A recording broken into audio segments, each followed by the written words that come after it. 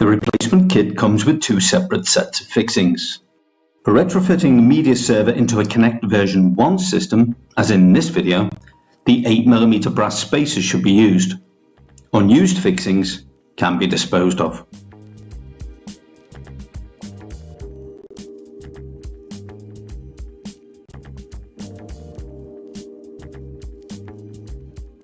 See the ICG Connect Service Manual, section 11.1, for how to access the electronic component tray.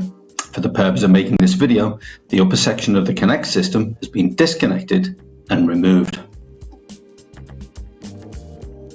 Remove the tablet stem and base cover.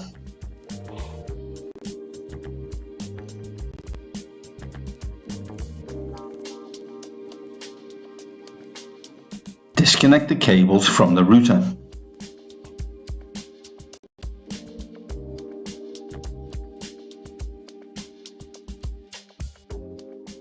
Remove the bolt from the securing bracket using a 3mm Allen key.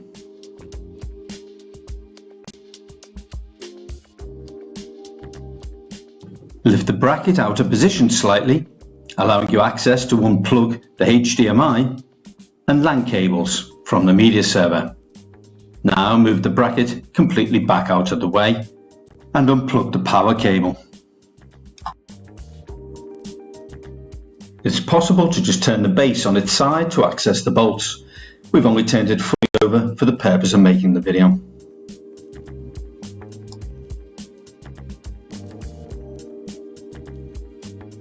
Unscrew the 4 bolts securing the media server to the base using a small crosshead screwdriver.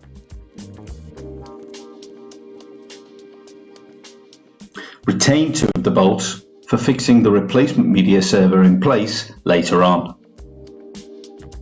Place your hand underneath, hold the media server in place while undoing the last screw. Hold the media server in place and very carefully turn the base back over as some components will be loose. The media server can now be easily removed.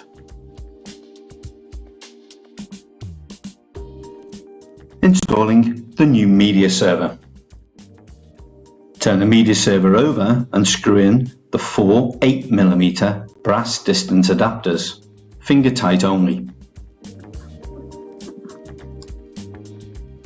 Ensure the curved section of bracket faces towards the media server ports and that the countersunk holes in the bracket are facing upward. Fix in place by loosely fastening the 4 countersunk screws using a small crosshead screwdriver.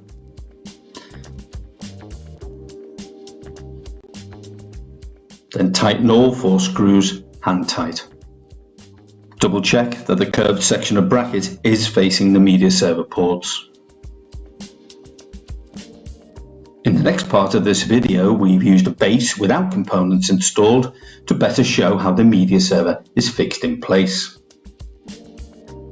Early versions of the Connect version 1 came with a riveted cover plate above right. When fitting the audio cable to these units, select the round-edged nut retaining bracket. All further Connect version 1 came without the riveted cover plate above left. When fitting the audio cable to these units, select the flat-edged nut retaining bracket. Fitting the audio cable.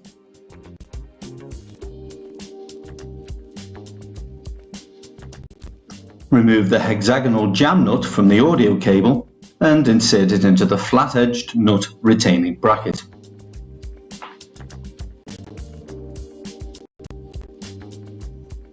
Slide the metal washer over the end of the audio cable where the jam nut was removed from. Offer the flat-edged nut retainer bracket up to the front of the base bracket to the round cutout labelled audio and hold it in place. From inside the base bracket, screw the audio cable into the flat-edged nut retainer bracket and hand tighten as shown.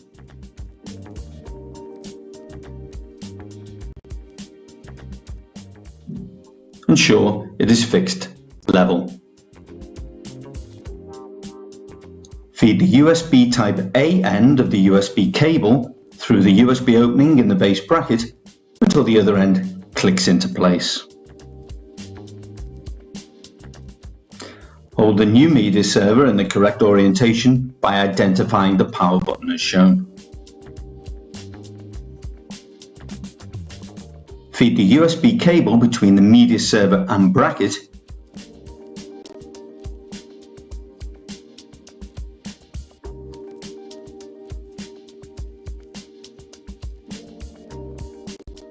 plugging it in to the bottom USB connector on the right side of the media server.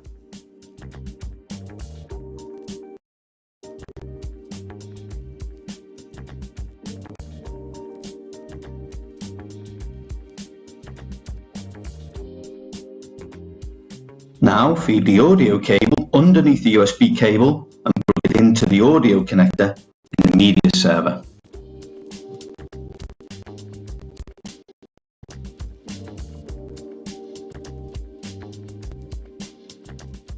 The bracket attached to the media server now needs to be secured to the base using the two countersunk screws.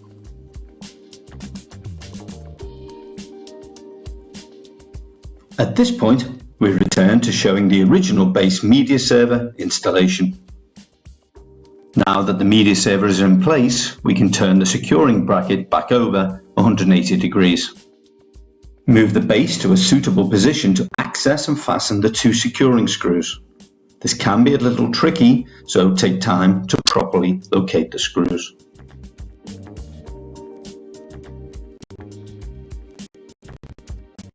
Next, plug the power connector into the media server.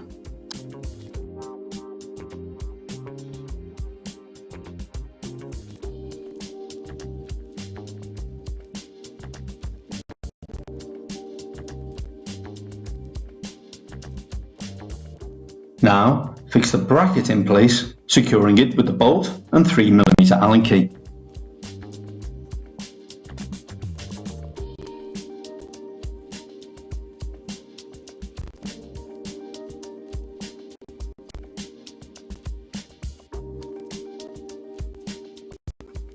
Plug the LAN cable into the inner LAN connector on the media server.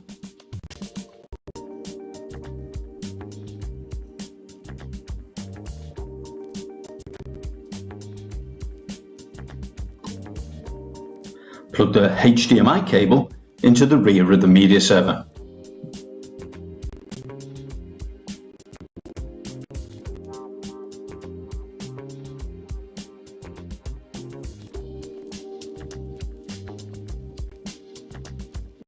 Plug the cables into the router. Begin with the internet cable, which is blue in this case, but not necessarily always. On the front of the base, it is plugged into the first connection labelled IN. Plug the other end into the router in the first port labelled IN on the bottom row of connectors.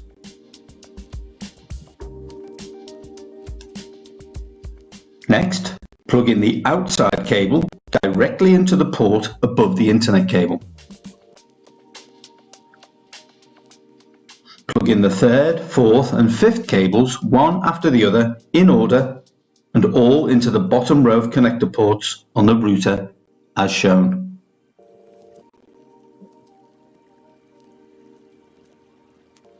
And this is how it should look.